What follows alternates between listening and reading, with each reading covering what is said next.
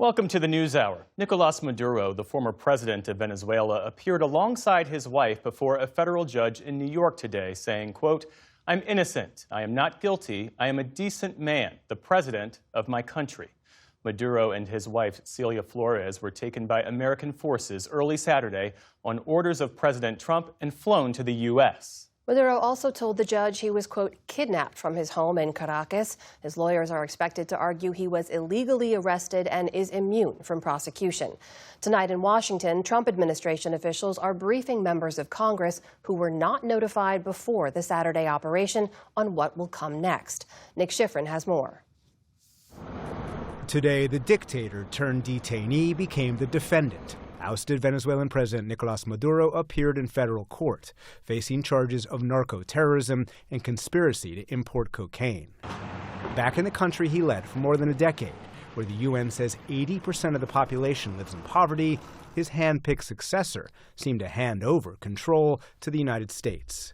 Newly inaugurated President Delcy Rodriguez wrote last night, "We invite the U.S. government to collaborate with us on an agenda of cooperation oriented towards shared development within the framework of international law to strengthen lasting community coexistence." Rodriguez is under explicit threat from President Trump. I just say that she will face a situation probably worse than Maduro.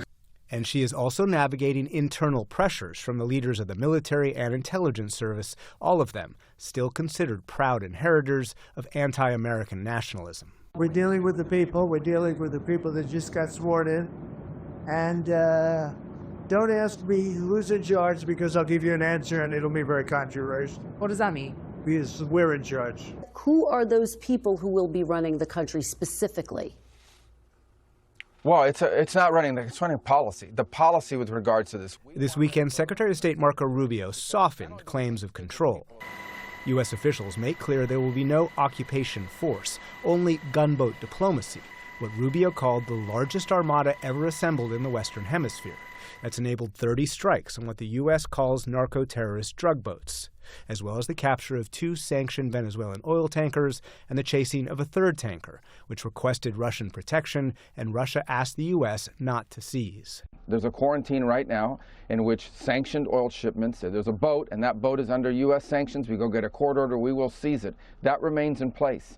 And that's a tremendous amount of leverage that will continue to be in place until we see changes that not just further the national interest of the United States, which is number one, but also that lead to a better future for the people of Venezuela. President Trump's made clear the number one U.S. interest is Venezuela's oil. Venezuela has the world's largest oil reserves, which the U.S. helped develop exactly 1 century ago. But former leader Hugo Chavez kicked out some U.S. and other foreign energy companies, and today the industry produces a fraction of its capacity. The oil companies are ready to go. They're going to go in, they're going to rebuild the infrastructure. You know, we built it to start off with many years ago. They took it away. You can't do that. When is the U.S. nation building now? Is that... This isn't a country that's on the other side of the world. This isn't a country like where you have to travel 24 hours in an airplane. This is Venezuela. It's in our area. The Donroe Doctrine. The Donroe Doctrine, embracing the early 19th century declaration by President Monroe to block foreign colonialism in the Americas.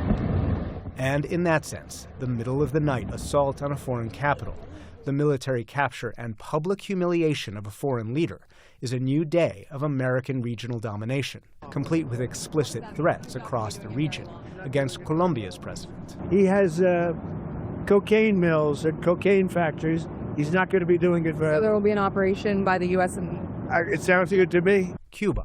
Yeah, look, if I lived in Havana and I was in the government, I'd be concerned. You have to do something. Mexico. Mexico has to get their act together because they're pouring through Mexico, and we're going to have to do something. And even Greenland, an autonomous territory within NATO ally Denmark. We need Greenland from the standpoint of national security, and Denmark is not going to be able to do it, I can tell you. I think it's a big commitment. You know what Denmark did recently to boost up security in Greenland? They added 1 more dog sled. It's true. Last night, Greenland's Prime Minister Jens Frederik Nielsen posted, "This is enough. No more pressure, no more innuendo, no more fantasies about annexation." That defiance echoed today by Mexican President Claudia Sheinbaum. It is necessary to reaffirm that in Mexico, the people are in charge and that we are a free, independent, and sovereign country. Cooperation, yes. Subordination and intervention, no. And what isn't mentioned in the Don Roe Doctrine? Democracy. Or the thousands of Venezuelans who this weekend celebrated the end of Maduro. Today, opposition leader Maria Corina Machado posted this video despite being criticized by President Trump, writing, "The freedom of Venezuela is near, and soon we will celebrate on our land. We will shout, pray, and embrace as a family because our children will return home."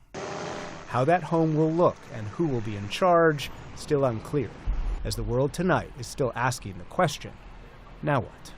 For the PBS NewsHour, I'm Nick Schifrin. Wait just a second, we have one more thing to share. We want to say a heartfelt thank you for watching and supporting PBS News. Without you, we simply wouldn't be able to provide the news and the information that you trust. So thank you from everybody here at PBS News. Support journalism you trust. Support PBS News. Donate now, or even better, start a monthly contribution today.